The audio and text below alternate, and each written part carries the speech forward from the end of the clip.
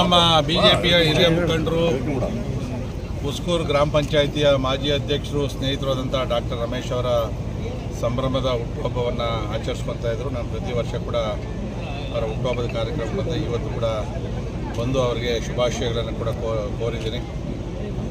ಮುಂದೆ ಅವರ ಭವಿಷ್ಯವು ಇನ್ನೂ ಚೆನ್ನಾಗಾಗಲಿ, ರಾಜಕೀಯವಾಗಿ ಇನ್ನೂ ಕೂಡ ಎತ್ತರ ಸ್ಥಾನಕ್ಕೆ ಬೆಳೆಯುವಂಥ ಅವಕಾಶವನ್ನು, ಜನಗಳ ಪ್ರೀತಿ ವಿಶ್ವಾಸವನ್ನು ಗಳಿಸ್ತಕ್ಕಂಥದ್ದಾಗಲಿ ಮತ್ತು ನಿಷ್ಠಾವಂತನಾಗಿ ಪಕ್ಷವನ್ನು ಬೆಳೆಸೋ ದಿಕ್ಕಿನಲ್ಲಿ ಅವರಿಗೆ ನನ್ನೆಲ್ಲ ಶಕ್ತಿಯನ್ನು ಕೂಡ ನನ್ನ ಹಿತೈಷಿಯಾಗಿ ನಾನು ಅವರಿಗೆ ಪಕ್ಷವನ್ನು ಕಟ್ಟೋ ರೀತಿಯಲ್ಲಿ ಮಾಡಬೇಕು. ಯಾಕಂದರೆ ಮಾಜಿ ಆಗಿರ್ಬೋದು, 5 ವರ್ಷ ಸಮರ್ಥವಾಗಿ ಉಸ್ಕೂರು ಗ್ರಾಮ ಪಂಚಾಯಿತಿಯಲ್ಲಿ ಸಾಕಷ್ಟು ಒಳ್ಳೊಳ್ಳೆ ಕೆಲಸಗಳನ್ನು ಕೂಡ ಮಾಡಿದ್ದಾರೆ.